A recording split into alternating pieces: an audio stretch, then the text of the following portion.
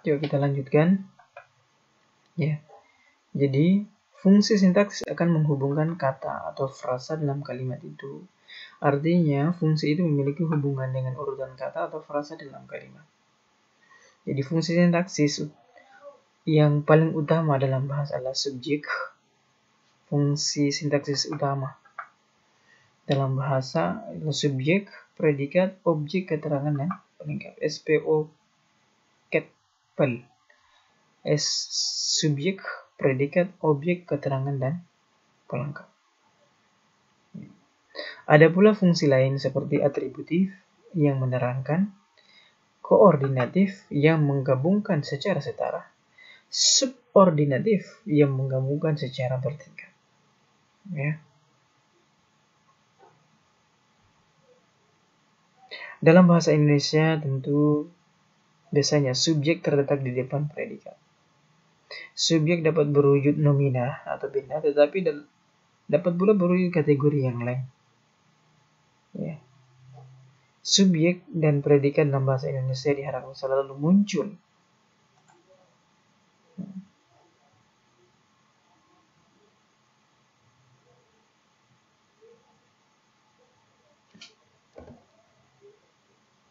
Jadi,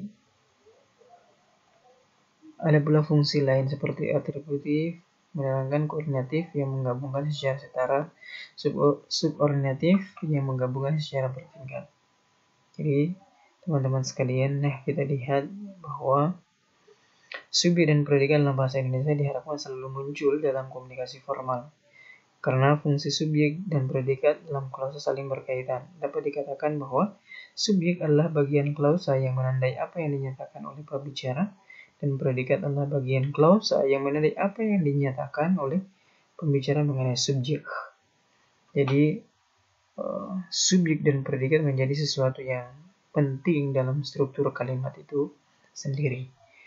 Jadi, dalam kalimat formal tentu sangat diharapkan kehadiran subjek dan predikat. Tapi kalau dalam bahasa gaya selingkung yang lain, misalkan media massa ya, atau koran, majalah dan sebagainya, karena mempertimbangkan keefektifan kolom, maka kebanyakan ya ada yang disembunyikan. Kadang predikatnya tidak muncul atau subjeknya tidak muncul dan sebagainya. Ya, itu. Nah, selanjutnya kita masuk pada pembahasan lain, yakni kategori sintaksis.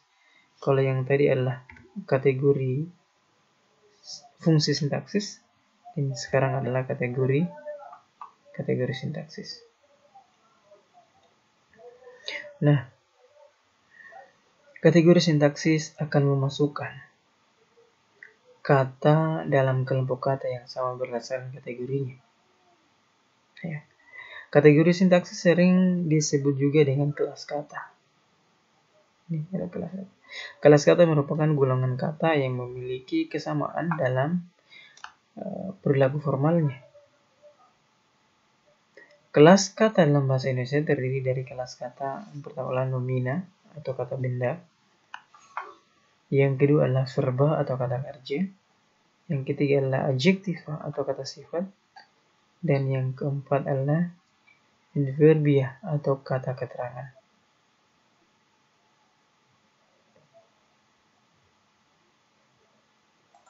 Ya. Jadi jumlah kelas kata nomina, verba dan adjektiva dan adverbial selalu bertambah tanpa batas, sehingga sering disebut kelas kata terbuka, open class.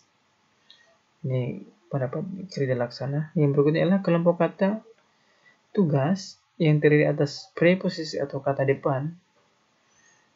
Ya, kelompok kata tugas yang terdiri dari preposisi atau kata depan, konjungsi atau kata sambung, numeralia, serta partikel disebut dengan kelas kata tertutup. Kalau yang di atas, ya, jumlah kelas kata nomina, verba, adjektif, dan adverbial selalu bertambah tanpa batas hingga disebut kelas kata terbuka. Tapi kalau kata tugas, ya, dalam hal ini, ya, preposisi, kata depan, konjungsi, kata sambung, numeralia, ya, serta partikel disebut dengan kelas kata tertutup. Pengisi kategori sintaksis dapat berubah berupa kata maupun frasa. Jadi pengisi kategori sintaksis dapat berupa kata maupun frasa. Sehingga selain kata, nomina, verba, adjektiva, adverbia, ada pula frasa nominal, FN, frasa verbal, frasa adjektiva, dan frasa adverbial, frasa numeral, ada pula frasa proposisi. Jadi pengisi kategori sintaksis dapat berupa kata atau frasa. Jadi inilah yang masuk, ya, kata, ya. Ada nomina, ada verba, ada adjektiva, ada adverbia. Bisa juga frasa, yaitu frasa nominal, frasa verbal, frasa adjektiva, frasa adverbia, frasa numeral, dan ada pula frasa preposisional. Ya. Kita masuk pada poin 3. Poin yang ketiga adalah peran semantik. Peran semantik adalah hubungan antara predikator dengan sebuah nomina dalam proposisi. Ya. Istilah yang muncul adalah pelaku, sasaran, penghalang, peruntung, atribut, peran semantik, keterangan tempat, keterangan alat, keterangan waktu, dan keterangan sumber. Pelaku adalah peserta yang umumnya melakukan perbuatan yang dilakukan oleh predikat atau verba yang berupa makhluk hidup.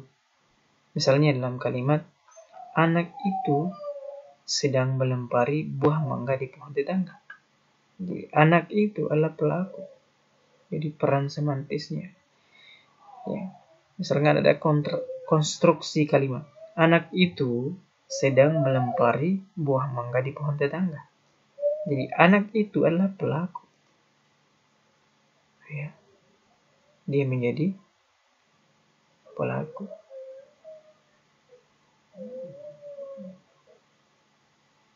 Jadi ada mana tadi? Pelaku, ada sasaran. Coba kita masuk ke sasaran. Jadi yang pertama adalah pelaku tadi. Ini anak itu, sasaran. Sasaran dari kalimat itu apa? Nah, sasarannya adalah apa sasarannya?